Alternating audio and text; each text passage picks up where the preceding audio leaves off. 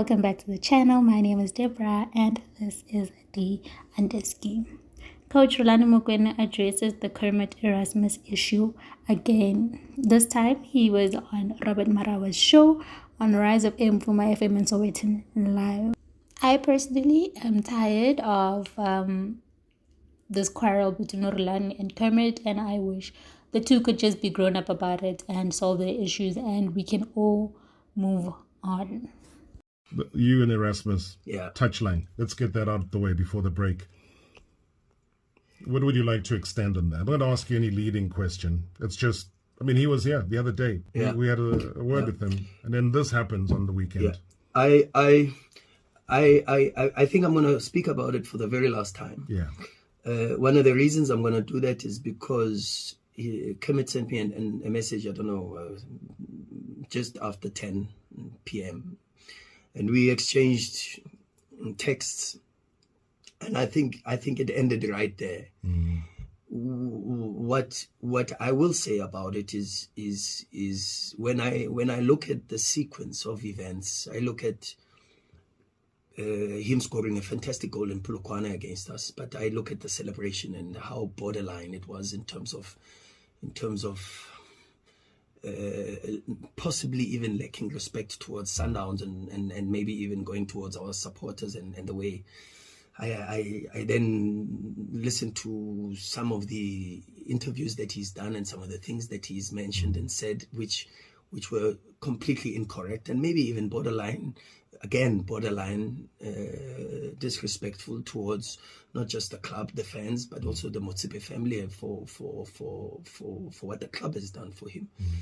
And then of course the event on the touchline, because one, it was a tackle that was made on someone who I thought was a very close friend of his while they were teammates. I mean, Hashim Domingo and Kermit, for me, while they were together on the pitch in the squad, they looked quite close to each other.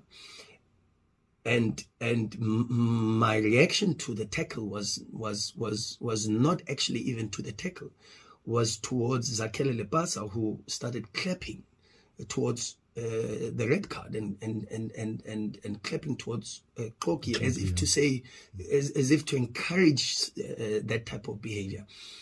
And funny enough, Zakele Lepasa, after the match, came to me and said, "Coach, I apologize because I am also a victim of a career-threatening injury." Nowhere. Kermit then remonstrated and said things towards me that I felt I did not deserve, especially from Kermit, particularly with what we had been through. You know, there's a lot of things, but to end it all is we exchanged texts yesterday. We spoke about it, and I think for me it's not just the one isolated incident.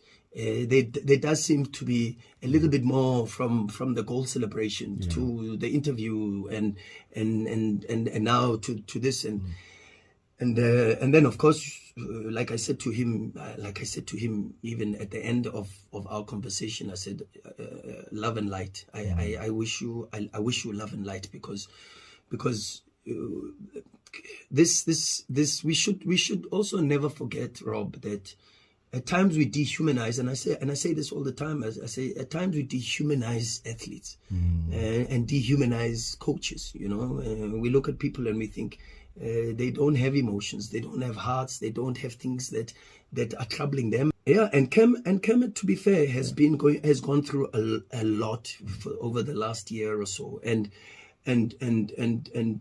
things shouldn't really be blown out of proportion, and we should look to try to assist these players, because at times they act out of themselves, you know, but only because maybe they've got certain emotional traumas, if you want to call it that they themselves are still struggling with, and